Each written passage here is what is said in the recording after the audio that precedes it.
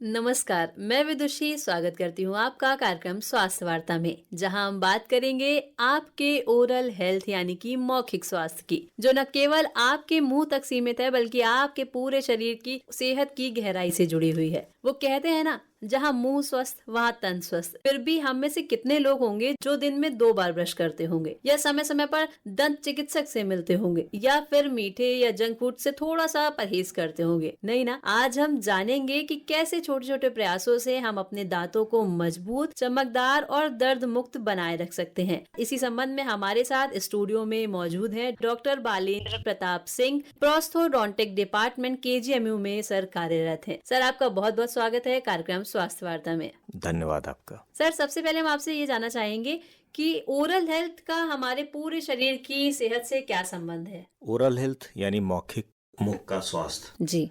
इसके बारे में लोगों को जानना इसलिए जरूरी है क्योंकि यहीं से हम खाना खाते हैं और खाने का पाचन यहीं से शुरू हो जाता है। बिल्कुल। तो हमारे पुराने समय में कहावतें थी कि जब भी आप खाना खाएं अच्छी तरह से चबा के खाएं। उसके पीछे तथ्य यही था कि खाना जब हम मुंह में चबा के खाते हैं, थोड़ी देर तक रखते हैं, तो यहीं से हमारा पाचन शुरू हो जाता है। तो जो सिंपल तत्व होते हैं वो ओरल कैविटी से ही, मुख से ही वो एब्जॉर्ब हो जाते हैं शरीर के अंदर, और धीरे धीरे वो आहार नाल में जब नीचे जाते हैं तो अच्छी तरह से उनका पाचन हो सकता है और वो शरीर के किसी काम में आ सकते हैं। इसलिए हमको अपने असली दांतों को और मसूड़ों को बहुत अच्छी तरह से संभाल के रखना चाहिए, क्योंकि भगवान ने जो दांत हमको दिए हैं वो 2 तरह के दांत दिए हैं इंसानों में। एक दूध के दांत होते हैं और उसके बाद परमानेंट टीथ आते हैं, उसके बाद कोई दांत नहीं आता है, फिर आपको नकली दांत ही लगाना पड़ सकता है। जब भी हम दांतों की बात करें तो ध्यान रखें दांत और मसूड़े दोनों की बातें कर रहे हैं हम। इनके बारे में जानना इसलिए जरूरी है, दूसरा तथ्य, कि जब भी हम अच्छे से खाते हैं जी।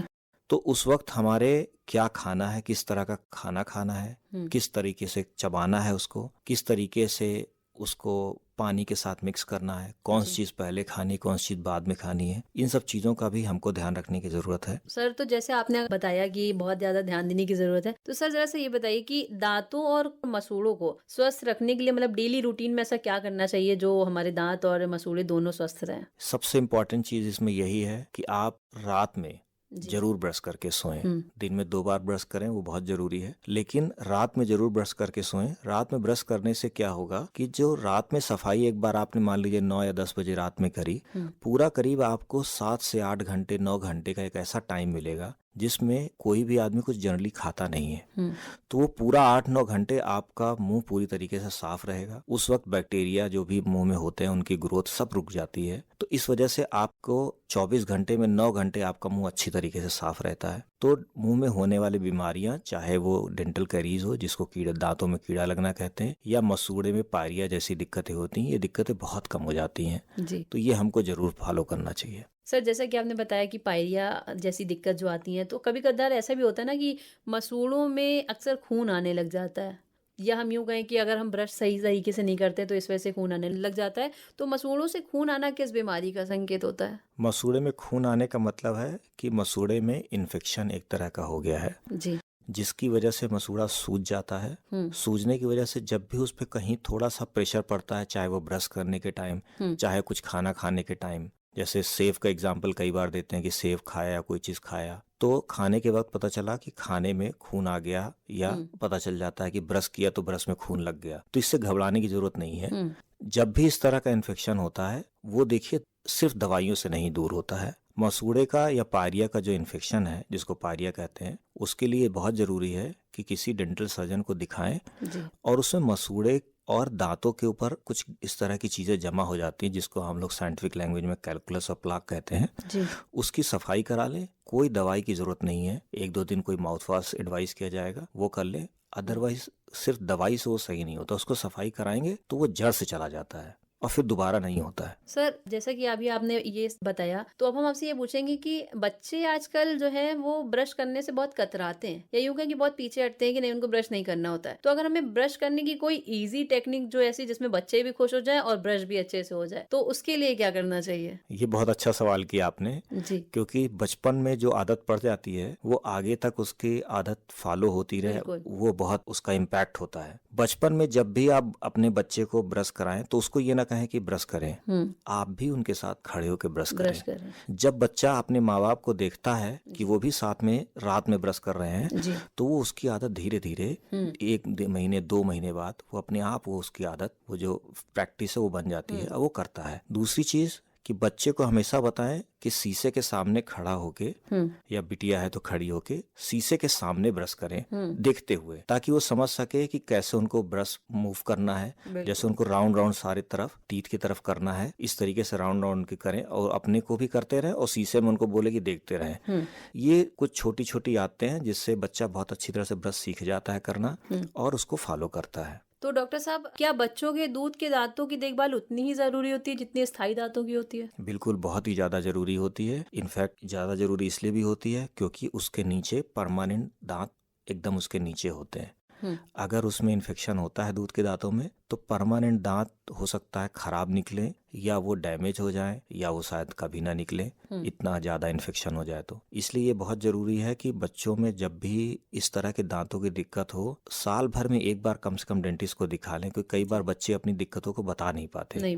तो साल भर में एक बार कभी आप दिखा लें, जो भी उसमें इन्फेक्शन कहीं है अगर वो रोका जा सकता है तो बिल्कुल रुक जाता है और इलाज पूरी तरीके से हो सकता है, तो आगे जो दांत आएंगे वो अच्छे और स्वस्थ आएंगे। सर, तो बच्चों के जो दांत सड़ने लग जाते हैं, खराब होने लग जाते हैं, तो इनका क्या रीजन होता है कि किस वजह से उनके दांत खराब हो रहे होते हैं? बच्चों में जो दांत सड़ने या जिनको कहें दांतों में कीड़े लगने की जो समस्या है वो इसलिए होती है क्योंकि जो मैंने आपको बताया कि साफ सफाई ना होने की वजह से या मीठा खाने की वजह से वो मीठा वहाँ दांत के बीच में फंस जाता है। तो जैसे ही खाना कुछ भी हम लोग खाते हैं तो एकदम से हमारे मुंह के अंदर जो बैक्टीरिया होते हैं, हार्मफुल बैक्टीरिया, कुछ बेनिफिशियल बैक्टीरिया भी होते हैं, तो जो ये हानिकारक बैक्टीरिया हैं उनका नंबर एकदम से कुछ ही घंटों में बहुत तेजी के साथ बढ़ता है और ये हमारे दांत को धीरे धीरे गलाना चालू करते हैं। तो ये बहुत जरूरी है कि जब भी ब्रश करें तो इस तरीके से ब्रश करें कि वो निकल जाए। और बच्चों की खास बात क्या हो कि बच्चे कई बार स्टिकी चीजें खाते हैं, जो चीज चिपकने वाली होती है, इस वजह से उनमें कीड़ा लगने के चांसेस ज्यादा होते हैं। दूसरा, बच्चे अपनी चीजों को एक्सप्रेस नहीं कर पाते,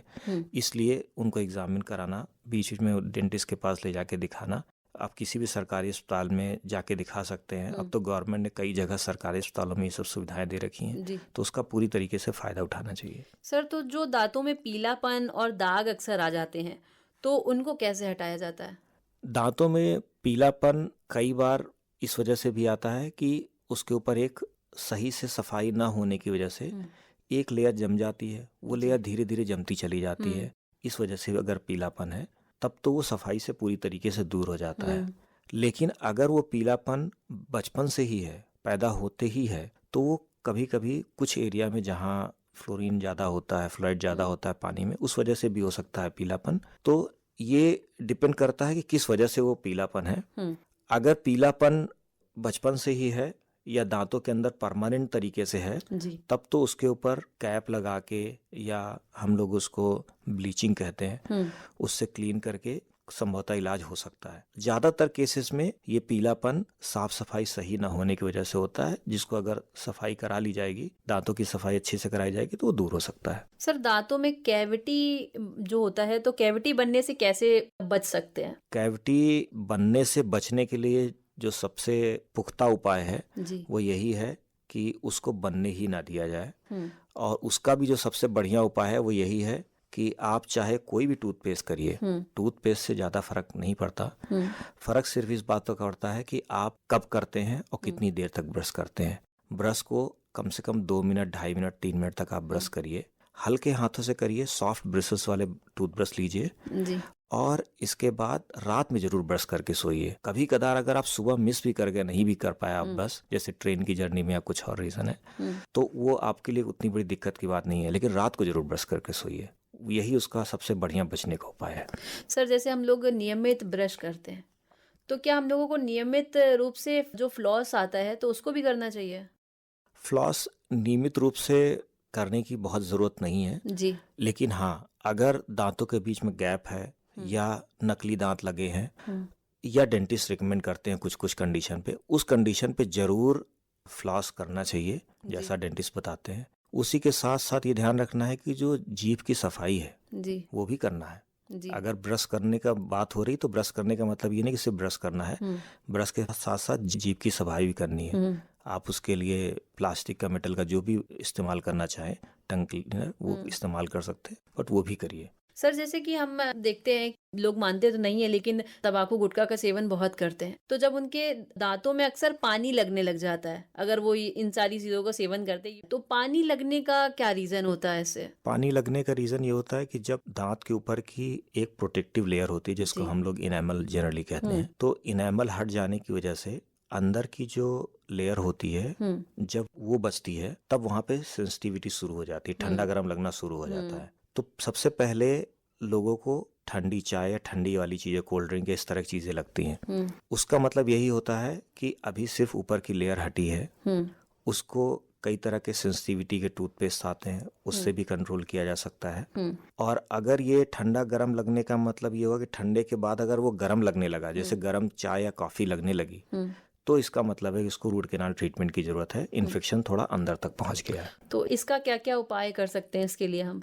इसके लिए उपाय यही हो सकता है कि जब ठंडा पानी लग रहा है या ठंडी चीज़ें लग रही हैं, तब तो आप अपना टूथपेस्ट बदल के आप इस्तेमाल कर सकते हैं। जो नॉर्मल टूथपेस्ट करते हैं उसकी जगह सेंसिटिविटी वाले टूथपेस्ट आप इस्तेमाल कर सकते हैं, कोई भी, तो उससे बचा जा सकता है। लेकिन जब गर्म लगने लगे तब तो फिर आपको डेंटिस्ट को दिखाना चाहिए जी। और उससे एडवाइस लेके जो भी वो ट्रीटमेंट सलाह देते हैं वो ट्रीटमेंट लेना चाहिए। सर जिस तरीके से हम देखते हैं कि एक एज में दांत निकलते हैं, तो एक एज ऐसी आती है कि दांत धीरे धीरे गिरने लग जाते हैं या टूटने लग जाते हैं। अगर हम कहें कि वृद्ध लोगों के दांत अगर जैसे बहुत मुलायम पड़ने लग जाते हैं एक वक्त के बाद, तो उनको अपने दांत की कैसे देखभाल करनी चाहिए?